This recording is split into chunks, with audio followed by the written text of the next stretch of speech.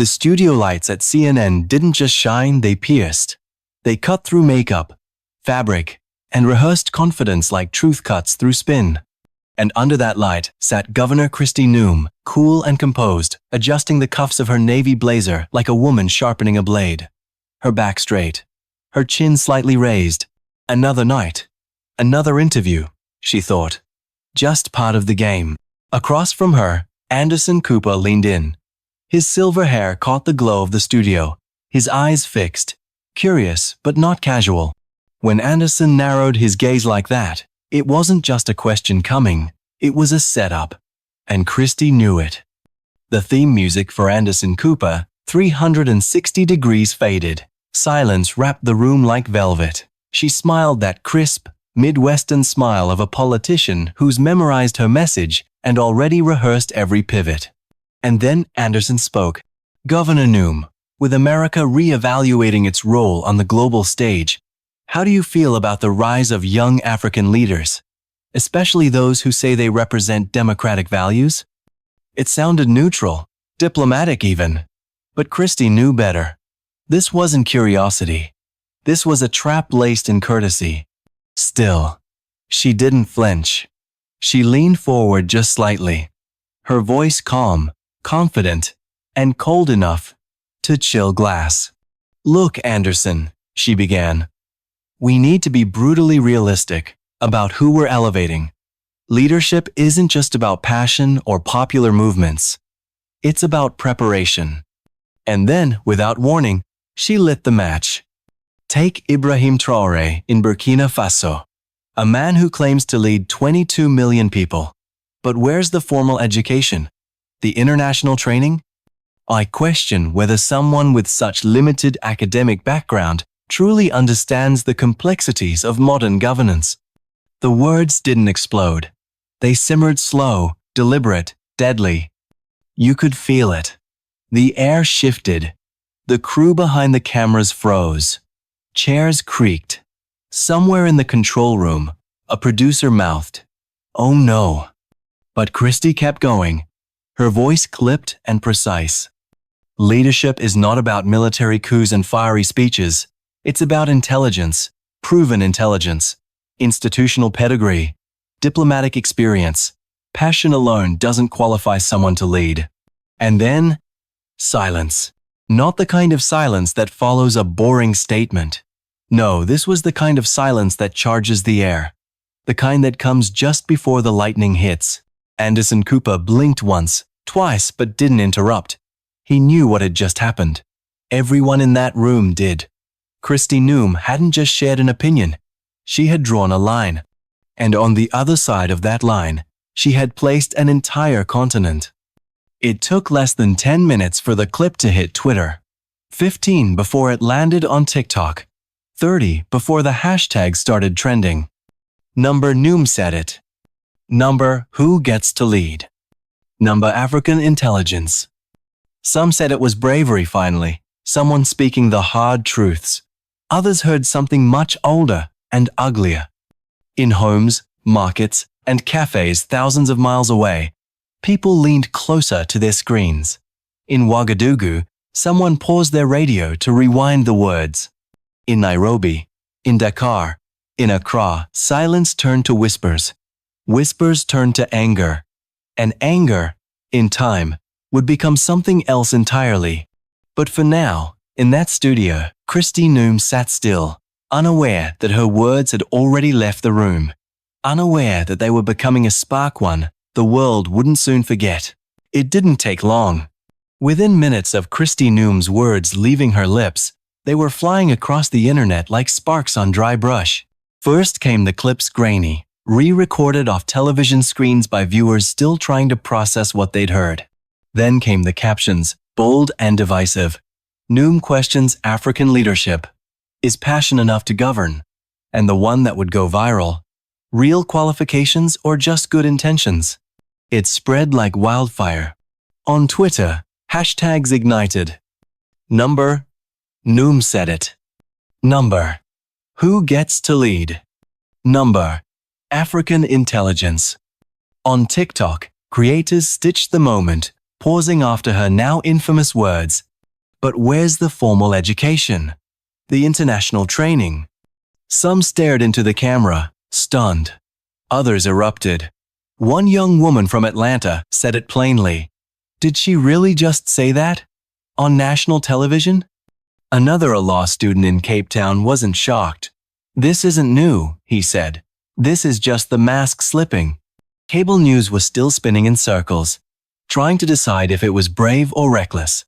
But online, the people had already decided. Something deeper had been touched, or perhaps reopened.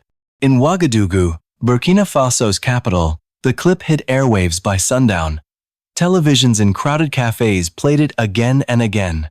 Radios replayed it. In the city's open-air markets, vendors stopped mid-transaction. Mechanics turned off their tools. Conversations halted. What did she say? Does she even know this country? Who is she to judge? The mood wasn't just angry, it was electric. Something old had been disturbed. And in that disturbance, something new began to stir. By midnight, the clip had reached over 5 million views across platforms. By dawn, it had sparked a global reckoning. The world wasn't asking if Kristi Noem had said something controversial. It was asking something much bigger. Who gets to define leadership? Who gets to decide what intelligence looks like? In Washington, conservative commentators rushed to defend her. She's just asking for standards, one analyst tweeted. Shouldn't leaders meet basic qualifications? The post racked up 70,000 likes in 2 hours. But across the global south, a different voice was rising. One not of defense, but defiance. In Accra, Ghana, Dr. Amina Khan, a political scientist and Oxford graduate, posted one sentence that would be shared over 1 million times. This is colonial condescension dressed in diplomacy. Her words hit harder than any headline. Western education, she said, is not the only path to wisdom. And then came the wave. Young African students, creators, farmers, nurses posted their own stories, some in suits, some in t-shirts, all of them pushing back. They told of mothers who taught under candlelight, of villages with no running water, but minds bright enough to design irrigation systems from scrap metal, of young leaders who rose from civil war, not student councils. One creator stared straight into the lens. You ask for Ivy League degrees, he said, voice tight with emotion. But who rebuilt this continent from ashes? Who fought for their people when no one else came? Back in Burkina Faso, something shifted in the streets. People weren't just talking. They were organizing. In front of large city screens, debates broke out. In classrooms, students put down their textbooks and picked up questions. In mosques, in markets, in crowded taxis, one name echoed louder than the rest. Ibrahim Traoré. A man they knew. A man they trusted. Not for his titles, but for the roads he helped pave. The schools he opened. The hospitals he restored.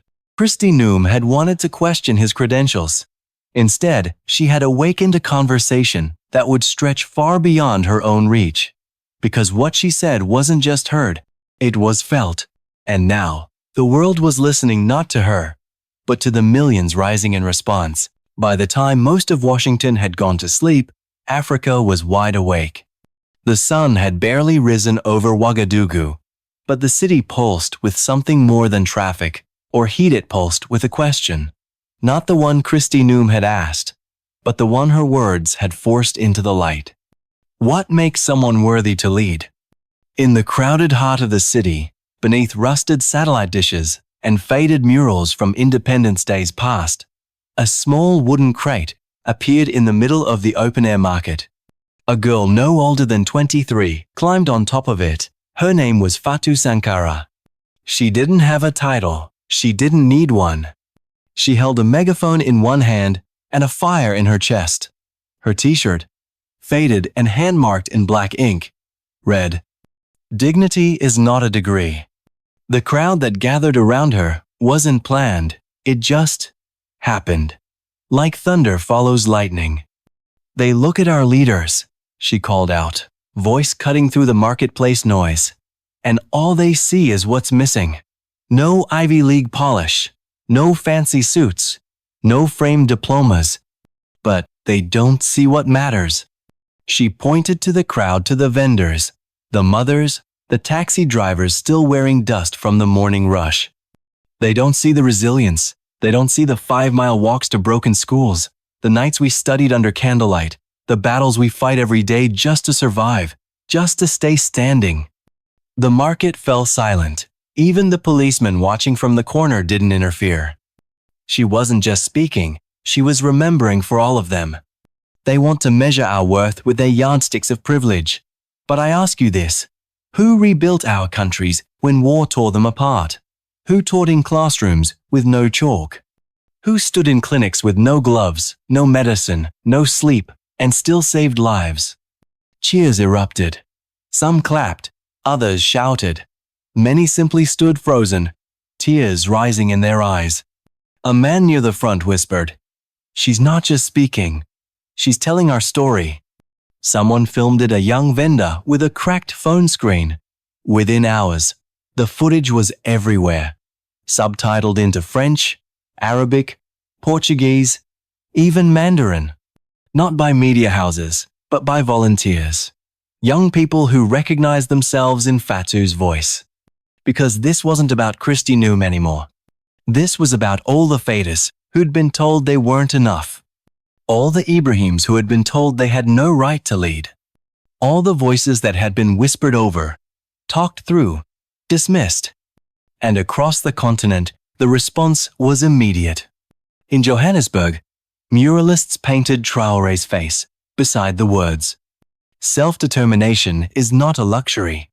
In Kinshasa, Lagos, and Dar es Salaam, student groups held forums not with professors, but with each other.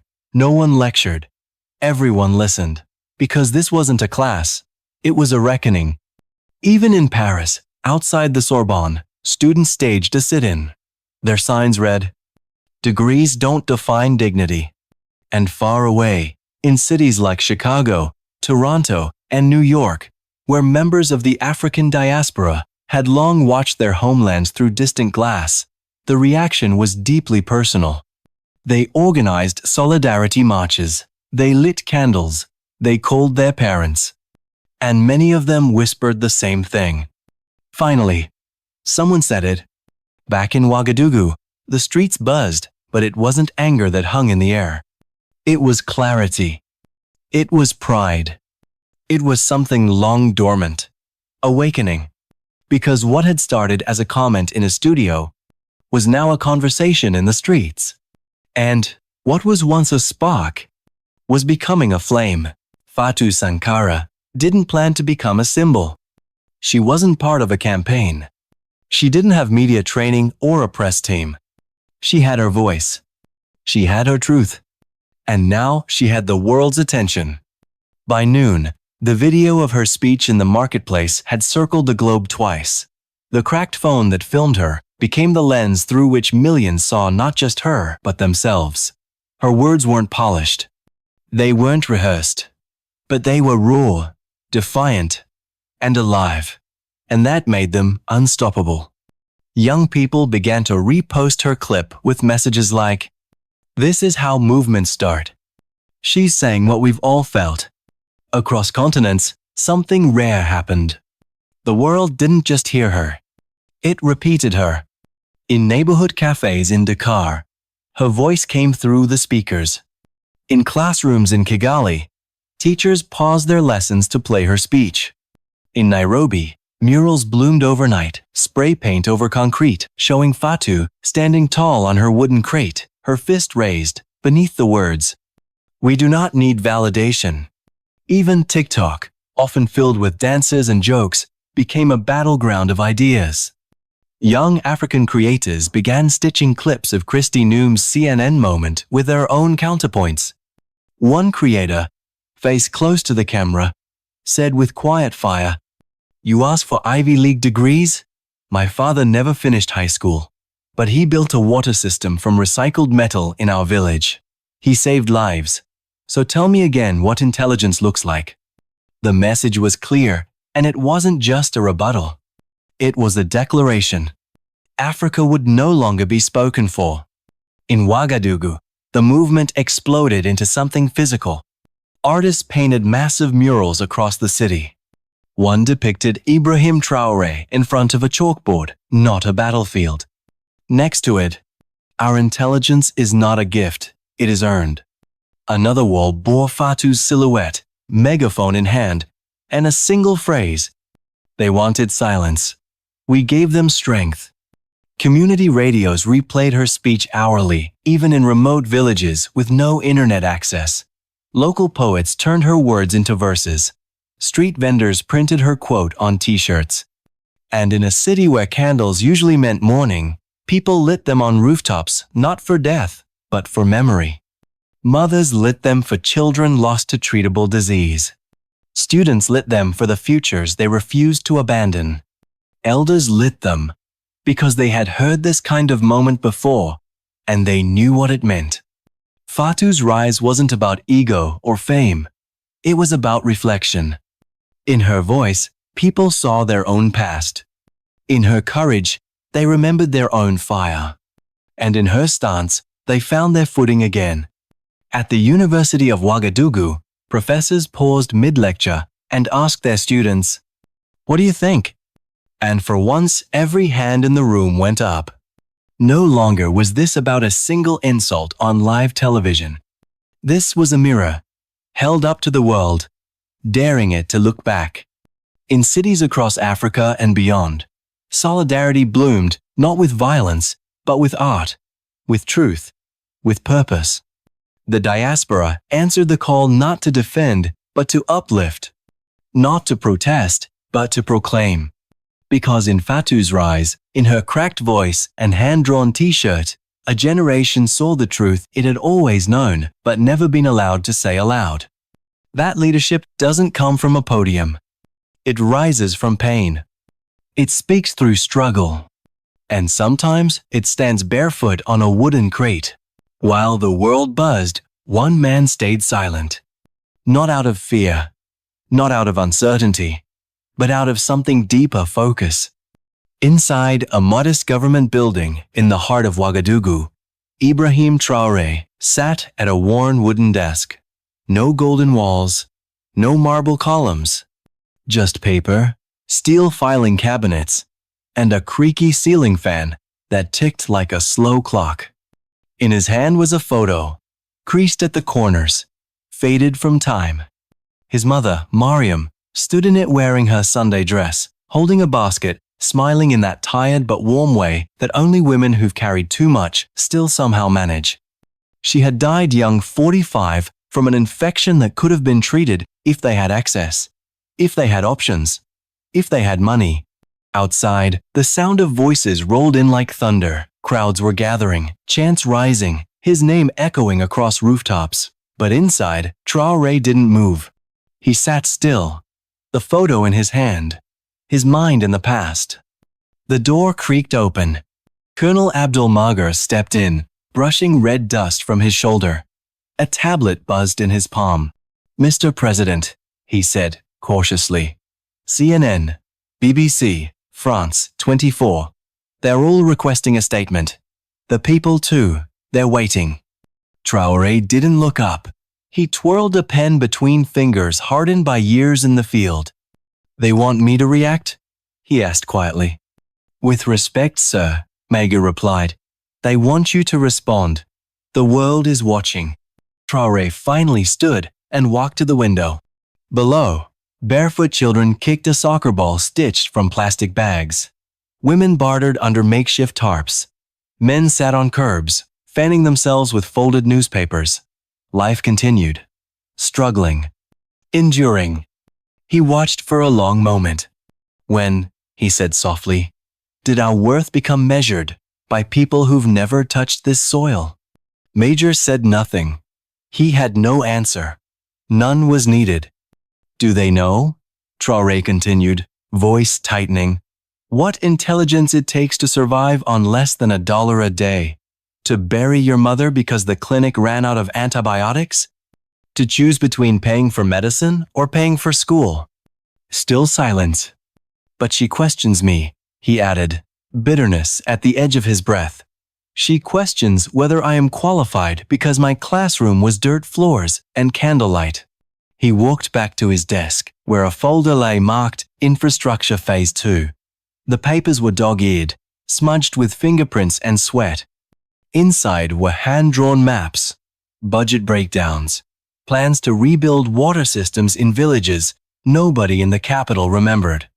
"This is the work," he said, placing a hand on the folder. "This is what I do, not to impress them, but because I remember. I remember everything." Colonel Major stepped forward. "Sir, are you going to answer her?" Traore turned, meeting his eyes. "I will," he said, "but not with rage, not with insult. That's too easy." He glanced out the window again, at the people chanting, hoping, waiting. "I will answer her," he repeated, "with the only thing I have ever trusted, the truth." That night, sleep didn't come. Not for him. He sat on the edge of a narrow cot in a room without comfort, staring at a bare light bulb that flickered like a heartbeat. Beside him was a small wooden box. He opened it. Inside, his mother's rosary, worn smooth from her hands. He held it tight, not as a prayer, but as a promise. She had once whispered to him on her deathbed, "Don't waste your anger, turn it into something useful." And now, he would. The world didn't blink. Not that night. By 7 p.m. local time, screens across continents had already tuned in. Radios buzzed in remote villages. Solar-powered projectors flickered to life in schools with crumbling walls. TikTok live streams launched in Accra, Nairobi, and Rio. Even in cities half a world away, Manila, Bogota, Queen's people gathered not for spectacle, but for something they couldn't quite name. And in a quiet room beneath Burkina Faso's National Assembly, Ibrahim Traoré stood in front of a mirror. There was no tie, no camera crew, no PR consultant whispering strategy. Just him, in the same worn military jacket he had worn during patrols in the Sahel. The same one he had on when he delivered antibiotics to a village clinic no one else had reached. His wife stood beside him, smoothing the collar with steady hands. "The children are asking," she said gently. "Why is Papa speaking on the radio again?" He looked at her through the mirror. "What did you tell them?" "That their father is teaching the world something important." And he was. At 8 p.m. sharp, the heavy wooden doors of the chamber creaked open. There was no fanfare, no anthem. Just a man, walking forward with a notepad in hand and a fire in his bones. The room was packed, but not with elites or dignitaries. It was filled with nurses, farmers, teachers, mechanics, mothers, students, faces wrinkled by sun and softened by struggle. People who had never stepped foot in that hall. Until now. He climbed the podium, laid down his notes, took a breath. And then, silence.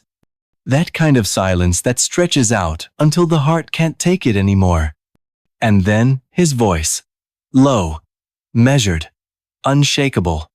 "My fellow Burkinabe and citizens of the world, I do not stand before you tonight to defend my intelligence, nor to justify my qualifications. I stand here to tell the truth about where leadership is born." The room leaned in. "I was not born in a marble hall. I was born in Bondoku, where school meant walking in torn sandals, where medicine was a luxury, where water came from miles away. My father sold our only cow so I could attend school. My mother died because we couldn't afford antibiotics. These are not credentials, these are scars." He paused. The camera zoomed in not on medals or symbols but on his hands, calloused, worn, real. They say leadership requires a diploma, but no diploma teaches you to hold a dying child while promising his mother he won't be forgotten. No textbook shows you how to negotiate peace with men who haven't eaten in days. They call me unqualified, but my people did not choose me because of a resume. They chose me because I showed up when no one else did. No applause. Not yet. Just breathing. He continued. To those who ask whether I am intelligent enough to lead, I ask you this.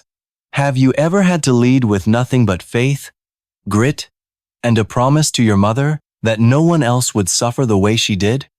In the front row, a woman clutched her son tighter. Outside, across time zones, people sat on rooftops, stood in subways, huddled in internet cafes, phones clutched in their hands, eyes glassy, hearts still. I carry no elite degrees, he said, lifting his head. But I carry memory. I carry the names of miners who asked only for clean water. I carry the weight of forgotten villages, not as a burden, but as a vow. And tonight, he said, I return that vow in full. The room didn't erupt. It rose. Because what had just happened wasn't a response. It was a rewrite of history, of dignity, of what it means to lead.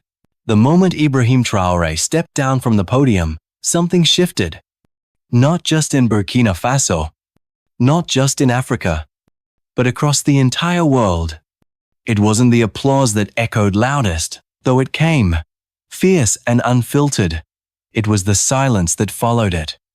The stillness in living rooms, coffee shops, and classrooms where people sat motionless, eyes wide, absorbing what they had just heard. And then, the ripple began. Within minutes, subtitles of the speech appeared online in French, Swahili, Spanish, Urdu, and Tagalog. TikTok creators clipped their favorite lines. Twitter threads translated the full text line by line. WhatsApp groups from Nairobi to New Orleans flooded with links, reactions, and one sentence repeated over and over. This is what leadership looks like. In a barbershop in Lagos, the clippers stopped buzzing as the speech played over a cracked television. He's not just talking about Burkina Faso, a man said quietly. He's talking about all of us. In a train station in Sao Paulo, a mother turned to her teenage son. Listen, she whispered. This is what strength sounds like. In Berlin, a choir teacher paused rehearsal, gathered her students, and played the speech through the classroom speakers. No one said a word. They just listened. And in South Dakota, inside a small roadside diner, two farmers watched the replay with their elbows on the counter and calloused hands wrapped around coffee cups. You know, one of them muttered. He sounds like my grandfather. Never had a degree, but led half the county through the Dust Bowl. Behind the counter, the waitress Maria Santos nodded. My mother scrubbed hospital floors for 15 years so I could study, she said. No education, but smarter than any professor I've ever met. At Harvard's Kennedy School, Professor Elizabeth Chen paused her graduate seminar. She opened a live stream replay, looked at her students, future diplomats, policymakers, heads of NGOs, and said, watch this. This is the moment the definition of leadership changed. Across Africa, murals bloomed overnight. In Dar es Salaam, an alley wall bore Traoré's image beside the words, We lead not because we were chosen. We lead because we could not afford to wait. In classrooms lit by projectors, children sat cross-legged, eyes wide, absorbing every word of the man in the military jacket who spoke like he remembered them because he did. A janitor in Jakarta translated the speech by hand for his co-workers. A fisherman in Bangladesh told his son, This is how you serve. A refugee camp teacher in Jordan read it aloud to children in torn uniforms. But perhaps the most profound moment happened back where it all started, in the quiet stillness of a hotel room in Washington, D.C. Kristi Noem sat alone, the blue light of her television casting shadows across her face. Her phone buzzed. Her team had sent over 3 prepared statements, 2 press releases, and a rebuttal video. She didn't touch them. She watched until the final second. And when it ended, she didn't speak to the camera. She didn't tweet. She whispered something to herself, barely audible. He didn't attack me. He outgrew me. And just like that, the story no longer belonged to her. It belonged to the people. In Ouagadougou, the crowds didn't erupt, they gathered. They lit candles, not for protest, but for memory. They sang songs, not of resistance, but of return. Return to something deeper, something sacred. Because in that speech, they hadn't just seen a man defend himself. They saw themselves. And for the first time in a long time, the world listened and believed.